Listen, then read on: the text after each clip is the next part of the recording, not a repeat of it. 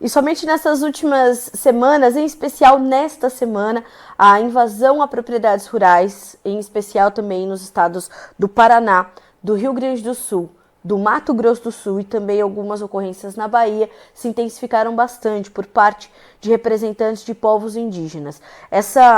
Esse movimento se deu principalmente depois que a pauta do marco temporal se voltou novamente ou entrou novamente em discussão, tanto na CCJ, no Senado, quanto ali na agenda do Supremo Tribunal Federal, determinado pelo ministro Gilmar Mendes, com o início das audiências de conciliação a partir de agosto.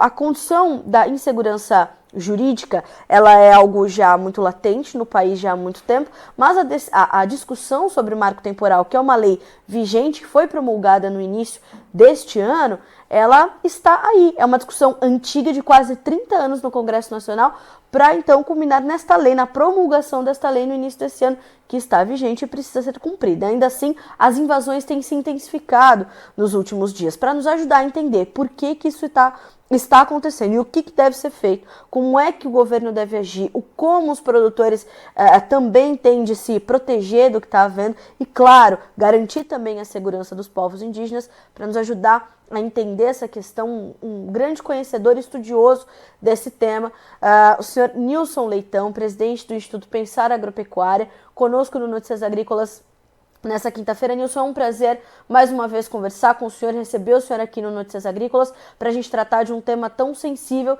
e que parece que não perde validade nunca nesse país. Bom dia, seja bem-vindo. Bom dia, é um grande prazer falar com vocês, é um privilégio estar aqui com vocês. Não perde a validade justamente porque há interesses, né? Os interesses, exatamente, que muita gente acaba ganhando dinheiro com isso, muita gente se promove com isso, muita gente acaba tendo disso o seu meio de vida e acaba insistindo num tema em que passa a ser uma anarquia, uma bagunça, na legislação brasileira que eles não aceitam.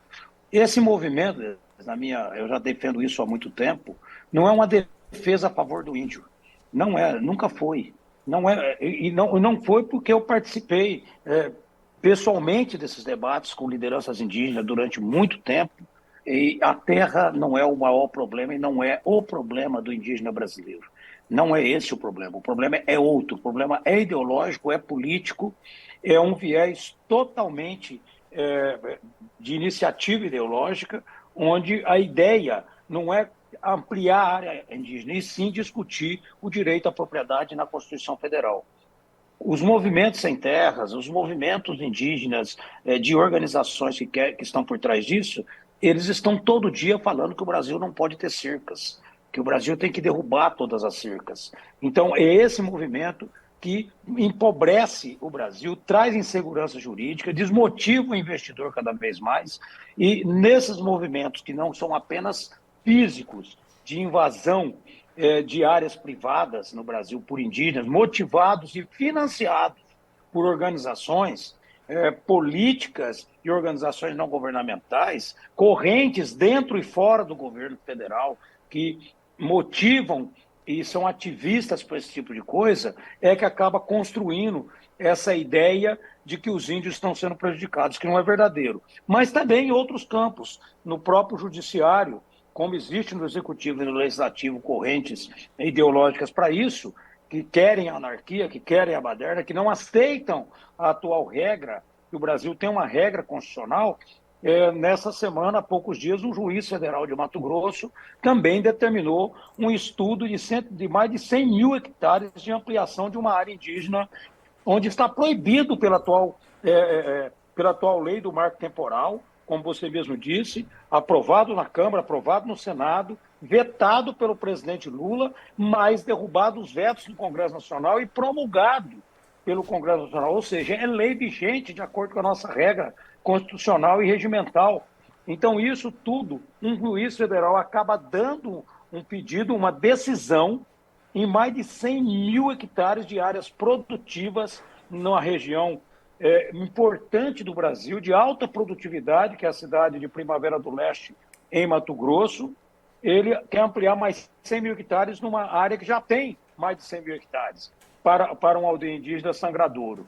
Então, isso tudo é um movimento que se aflora novamente, que volta novamente, e não tem como desassociar isso do comportamento do governo. Às vezes o governo do PT pergunta, mas o agro não gosta do governo? Não é questão de gostar ou não gostar, é do agro se sentir ameaçado todos os momentos com correntes que estão dentro do governo federal. E é preciso enfrentar isso de forma clara, de forma honesta, de forma politicamente correta. O que está acontecendo no Brasil é uma quebra de regra, estão fazendo uma intransigência na legislação e a invasão é criminosa, é totalmente criminosa e motivada. Os índios acabam sendo vítimas desse processo, aqueles que são usados para invadir estão cometendo crime e devem ser punidos, porque eu tenho certeza absoluta que a grande maioria, a esmagadora maioria dos indígenas brasileiros não compactua com isso. Nilson, o senhor citou essa questão desse enfrentamento e desse posicionamento político. Nessa semana, duas ações chamaram a atenção. Um foi o envio de representantes do Ministério dos Povos Indígenas, do Ministério de Cidadania e Direitos Humanos, para uma mediação desses conflitos fundiários, como noticiou o próprio governo, pela Agência Brasil, e também o envio da Força Nacional ao Mato Grosso do Sul. O questionamento que nós nos fizemos aqui foi quem será o interlocutor na esfera governamental dos produtores rurais nessas mediações desses conflitos fundiários. O presidente da Frente Parlamentar da Agropecuária, o deputado Pedro Lupion, esteve lá na região de Guaíra, na região de Terra Roxa, no Paraná, para dar apoio aos produtores e tentar fazer se cumprir a lei. Como é que o senhor entende essa comissão, se a gente pode chamar dessa forma, organizada pelo governo, sem ter um representante dos produtores rurais para fazer essa interlocução?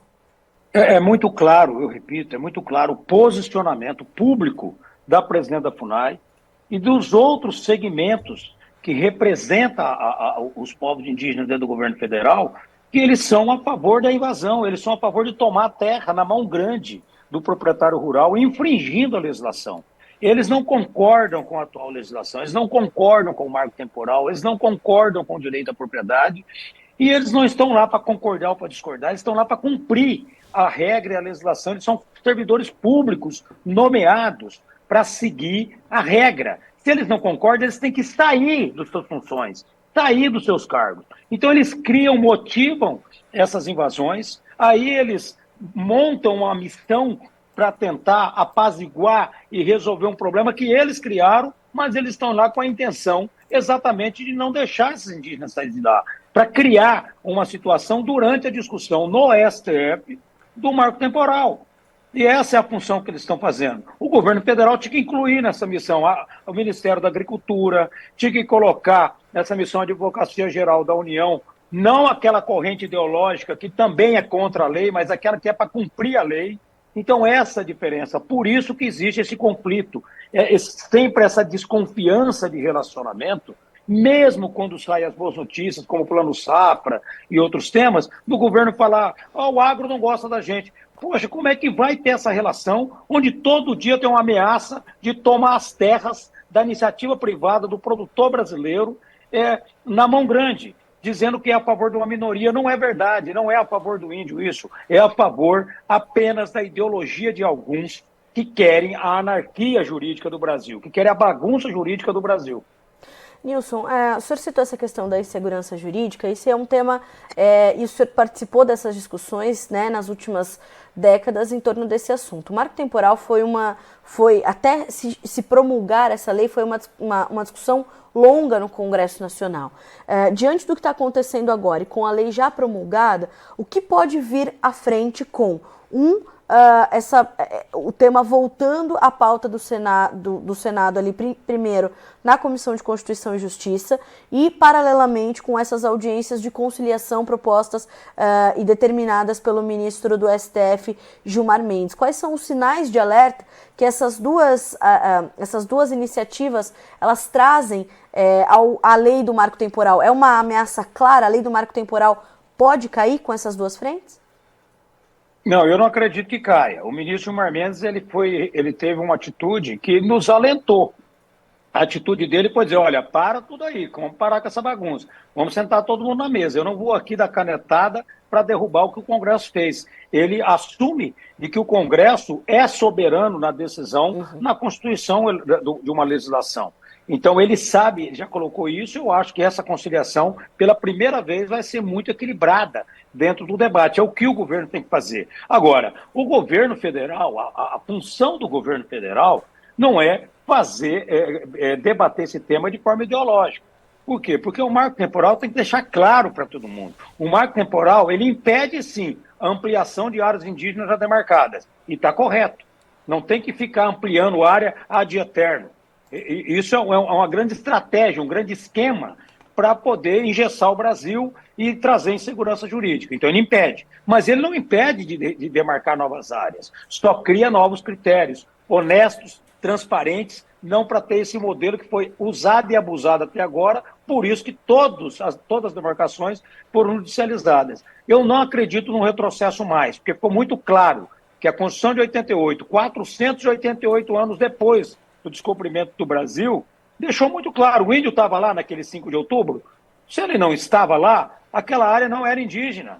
Aquela área já foi escriturada, documentada, já está produzindo, dando produtividade, riqueza, emprego para o Brasil. Não há por que se discutir mais. Se ele estava lá, a área era indígena. Ponto, acabou. Não tem mais o que se discutir sobre isso. O problema não está nesse ponto. O problema é que a armadilha desse debate é trazer a gente para ficar explicando aquilo que já está totalmente explicado e solucionado dentro da legislação. Mas o que eles querem é a anarquia. A anarquia não quer saber da lei, a anarquia não quer saber de regra, a anarquia não quer saber de nada probo, a anarquia quer saber de fazer a bagunça, da invasão, dizer, olha, nós não concordamos. Por isso que chama anarquia. Então, o que eles estão fazendo é uma anarquia numa situação de uma democracia, de uma Constituição fundada e de uma lei aprovada e promulgada e em vigência. E que o Estado brasileiro tem que cumprir, e o Estado brasileiro não está cumprindo através da FUNAI e de outros setores do governo federal. Nilson, como tem de ser o papel dos governadores de estado diante do que está acontecendo? Se a gente vai de novo para o Paraná, a gente vê ali a cobrança direta dos produtores que organizaram uma manifestação ali nessa região que a gente citou, direta, né? As faixas da manifestação, ela trazia: governador Ratinho Júnior, por favor, nos ajude. Como é que tem que ser a atuação dos governos estaduais diante desse problema, Nilson? Eu acho que é tolerância zero. Invasão é invasão. Invadiu, desinvadiu. Invadiu e expulsou. Vai preso, vai o que tiver que fazer. Essa brincadeira tem que acabar no Brasil.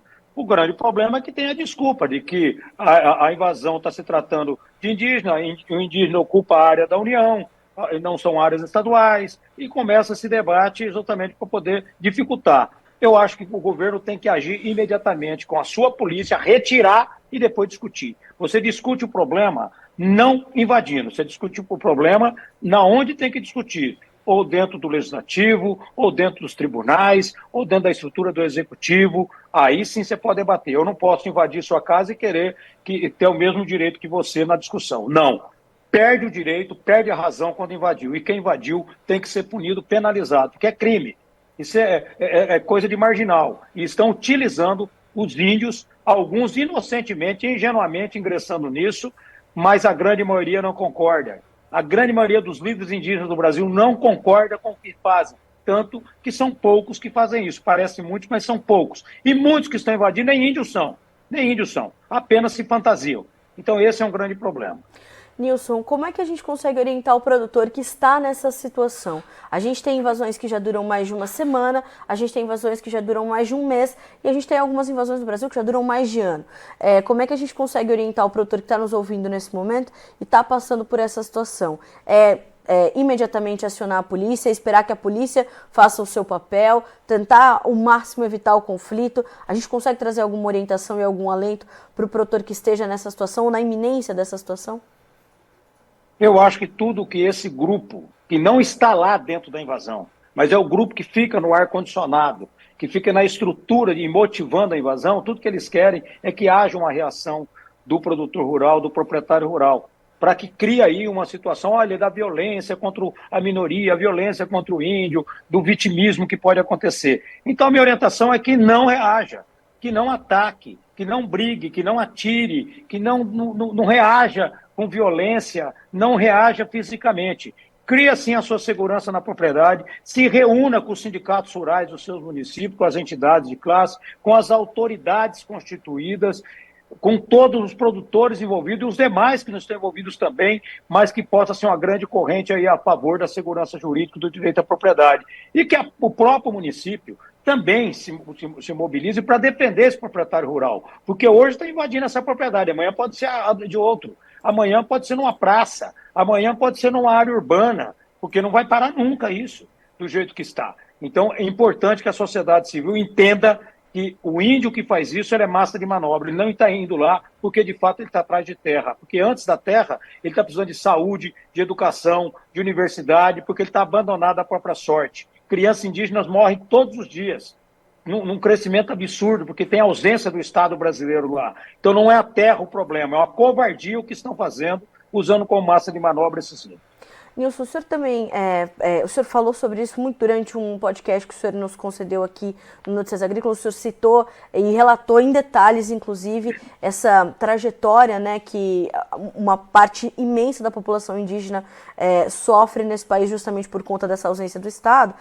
E como é que o senhor vê que agora as coisas devam correr? De 2023 para cá, o governo federal homologou cerca de 10 ou mais de 10 novas terras indígenas. O senhor imagina que esse número possa crescer diante do que nós estamos vendo agora, com essas invasões se intensificando e até que as discussões voltem a acontecer, que estão previstas ali para agosto, no Supremo Tribunal Federal. Até lá, o senhor vê que novas terras podem ser homologadas, nós devemos ter uma intensificação desses processos até que as audiências comecem a acontecer no Supremo Tribunal Federal? Eu acredito que é a raposa dentro do galinheiro. A raposa não vai fazer outra coisa. Ela vai acabar com as galinhas. Vai matar as galinhas para se alimentar. A presidente da FUNAI e esse grupo que está lá, e a sanha é demarcar. Se tem 400 pedidos de demarcação numa fila, ela vai tentar atender todos. Não espere desse grupo que está ali no comando do sistema de demarcação qualquer tipo de diálogo. Eles não querem dialogar. Eles querem fazer acontecer porque eles acreditam nisso. Eles estão lá como missão. A missão é demarcar. Então precisa impedir isso. Eu vou sugerir, inclusive, que tenha ações judiciais contra as pessoas que estão fazendo essa motivação, contra o servidor público que não está respeitando a lei, porque eles não vão parar. São 10 e vai aumentar cada vez mais. Tomara que tenha a coerência do ministro da Justiça, do ministro Lewandowski, tomara que tenha a coerência da AGU e tomara que tenha a coerência do presidente da República, para dizer, olha, vamos parar com isso aí. Nós temos uma lei.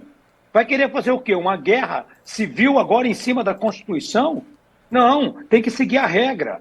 Então essa baderna criada, ou essa anarquia criada por esses motivadores da invasão, e acontece dentro do governo federal hoje. Além de ter as organizações não governamentais também financiando, bancando, trazendo recurso para isso. Porque como que eles estão invadindo? Quem é que está bancando a invasão? Tem que bancar, tem que ter alimento, tem que ter transporte, tem que ter estrutura. Alguém está financiando isso. Então é isso que tem que ser investigado e o governo tem que tomar atitude. Agora o Congresso Nacional precisa se levantar de forma muito dura, austérica, contra esse tipo de movimento. O que tem que se pensar que não é um debate de uma guerra social, é uma guerra ideológica. Isso não resolve. Se resolvesse a vida do índio, eu tenho certeza que o proprietário rural já estaria ajudando também de outra forma, mas não. Isso é uma guerra ideológica, isso não é para resolver o problema da fome, nem da saúde, nem da questão humana, nada. Isso aí é apenas uma guerra ideológica focada, com todo o olhar focado na Constituição para quebrar o direito à propriedade no Brasil.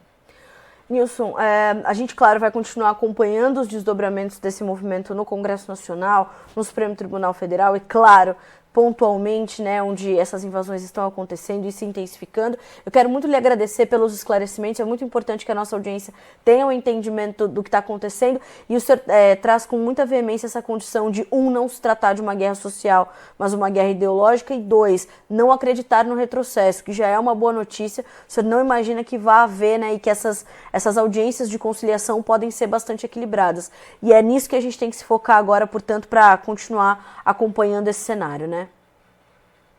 Exatamente, eu espero muito, vou torcer muito para que o próprio STF, ao invés de ter aquela corrente interpretando que retrocedendo com o marco temporal está ajudando o indígena, não, ele está atrapalhando o indígena. Ele entender que garantindo o marco temporal ele vai dar segurança jurídica no campo, porque pelo menos até 2017, eu não posso garantir isso hoje, porque eu não acompanhei mais. Nunca teve um boletim de ocorrência de uma guerra entre proprietário rural e indígena.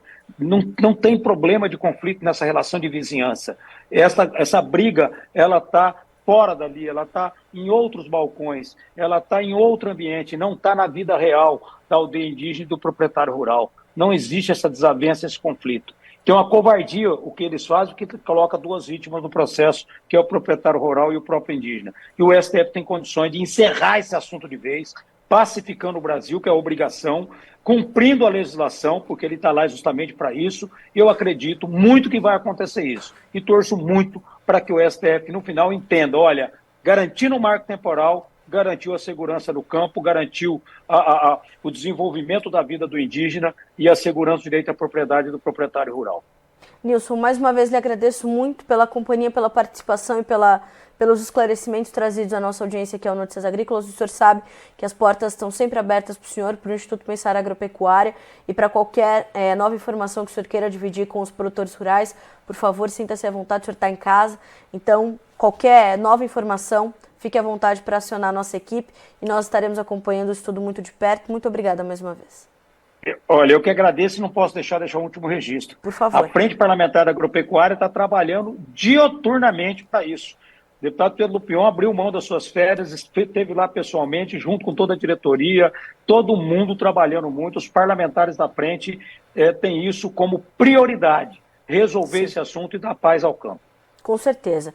Bom, também estamos acompanhando de perto, inclusive o deputado Pedro Lupion, Nilson, acabou de fazer um relato aqui nas redes sociais, dizendo que cobrou do Ministério da Justiça sobre as invasões no oeste do Paraná, trouxe um relato e ao longo do dia a gente vai trazendo mais detalhes aqui, mas o senhor tem toda a razão, a FPA está em cima desse assunto sem desviar um minuto sequer, né? Então também vamos acompanhar da perspectiva dos parlamentares como é que esse assunto vai se desdobrando em Brasília, principalmente onde as decisões são tomadas, mas precisam ser implementadas, né, Nilson?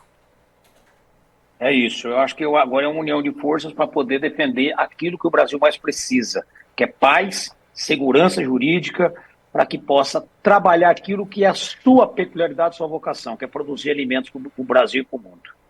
Muito obrigada, Nilson. Uma ótima quinta-feira para o senhor, bom trabalho e volte sempre. Obrigada. Eu que agradeço. Bom, senhoras e senhores, é sempre muito bom e muito esclarecedor ouvir o presidente do IPA, né, o senhor Nilson Leitão, que foi presidente da Frente Parlamentar da Agropecuária, deputado por inúmeras vezes e acompanhou, né, como ele mesmo relatou aqui, essas discussões todas que, como eu citei no começo da nossa conversa por aqui, são quase 30 anos de discussão em torno da lei do marco temporal. Ela é uma lei exaustivamente discutida no Congresso Nacional, foi promulgada, portanto, no início deste ano de 2024 e foi promulgada ali, né, com vários vetos. Os parlamentares conseguiram derrubar boa parte desses vetos para que se fizesse, portanto, valer não só a lei do marco temporal, mas a lei à propriedade privada, que é constitucional. Então, é sobre isso, essa discussão nesse momento, e é muito importante que se frise essa frase do presidente do Instituto Pensar Agropecuária. Não se trata de uma guerra social, isso não vai resolver a vida dos indígenas, né, que estão ali largados à própria sorte, como ele falou, pela ausência do Estado, mas principalmente trata-se de uma guerra ideológica. A gente precisa continuar acompanhando isso muito de perto, entender como isso continua afetando a vida do produtor rural, que é o nosso foco central aqui no Notícias Agrícolas. A gente fica por aqui com essa entrevista, mas na sequência informações sobre o mercado do boi gordo com Alexander Horta. Continue conosco. Notícias Agrícolas, informação agro-relevante e conectada.